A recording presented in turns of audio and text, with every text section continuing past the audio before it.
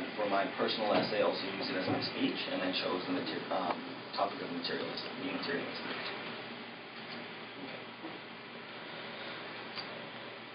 It hit me harder than a bull raging into a red flag. I was materialistic. It wasn't uncommon for me to go to a mall and only left once I bought something I liked. I've spent my fair share of money on hoodies, pants, shoes, and other clothing items. But this time it was different. I was sitting in my mother's car, driving home after an evening stroll at the mall. Her silence was painful. But I knew what she was thinking, and my God, she was not pleased. My happiness has always been her priority. I know she does the best she can, but I had become a monster. A monster crazed to be better than everybody else. I wanted, and I wanted until there was nothing left to want. It was around 8:02 p.m., and it was raining harder than I've ever seen before, so I thought. Each drop that hit the windshield of the car was $1 into the debt I put my mother into. Silence is the loudest scream. This indeed is true. My mother sat silently on the balcony with her cup of coffee, watching the rain hit the grounds of the city. Never in my life have I wanted to hear my mother's voice so badly. I craved the knowledge to know just how upset I truly made her. That night passed without a single word being spoken.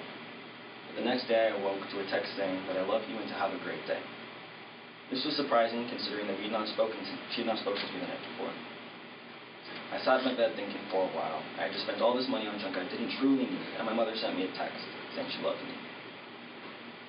It was a feeling that can only be described as 100 pounds of bricks being lifted off my chest. My mother was not mad at me, but she was worried. How can a 16-year-old boy love stuff to make him happy? People were created to be loved, and things were created to be used. The reason the world is in chaos is because people are being used and things are being loved.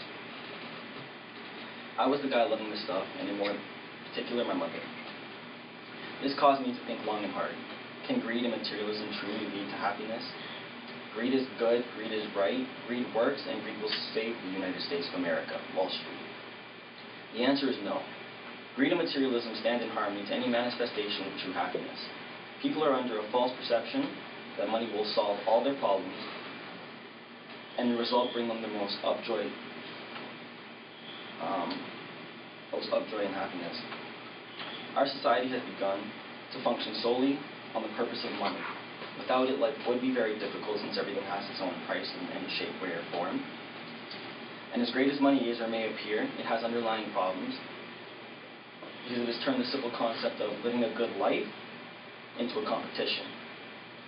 We as humans have gotten so materialistic far past the point of just wanting things, to the point where we take it upon ourselves to judge others by the wealth and based on the things they have. After determining this about myself, I realized how many other people around me were the same way. We decide who we do and do not socialize with, not by their intellect, ability to make us laugh, or trustworthiness, but by the phones they have, the jeans they wear, or the brands on their back. Our lives from adolescence forward will consist of money. Our goal in life will not be to find a job that we adore and want to do. Instead, we will look for those best-paying jobs to support the materialistic standards we have put upon ourselves. We will laugh at those who make less than we do because them being happy with what they do for a living does not make them a quarter as successful as those with money. Then we will pass these objectified judgments and standards down to our kids, making 2015 forward the era of stuff. Realizing this sickened me. I was drowning in my own thoughts, and I don't know how I couldn't have seen this sooner. But it was time to change. I did not know how I was going to pull it off, but I was determined. I did not know how long it would take me, but it was definitely time to start. And making my mother proud of the son she had raised was the first thing on my list. So I did just that. She needed to hear how much I appreciated her and valued her.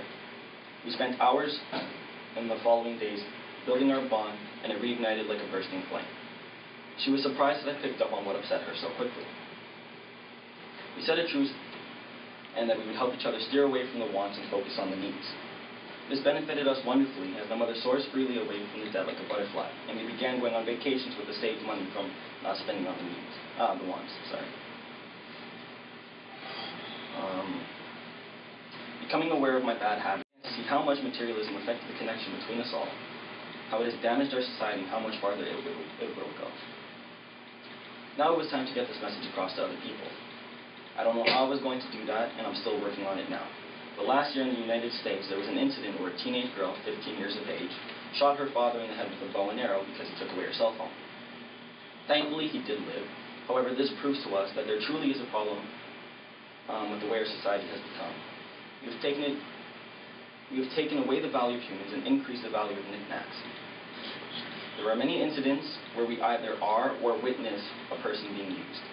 It has become far too easy to manipulate others into getting what we want from them and then throwing them away like last week's trash. In tribes, hunters are to split their gatherings to everyone so that they can all survive happily. If one day the best hunter decides he's gathering much more than the rest of them, and eats it for himself, keeps his food to himself, the rest of them will start to do the same, and the elderly and children will starve. The tribes generally work as a team and are happy, and so are if one is happy, so are the rest. This needs to happen in our society.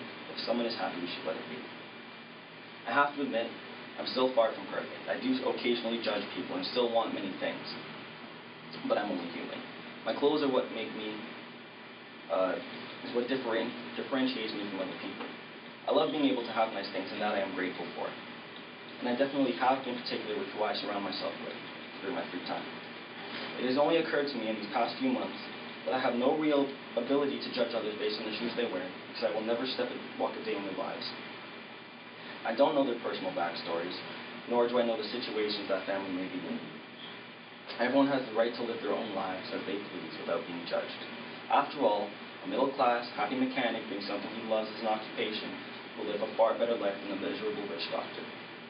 You are buried with the memories, not the money, and only now have I realized that real happiness is worth far more than the Canadian dollar. Thank you.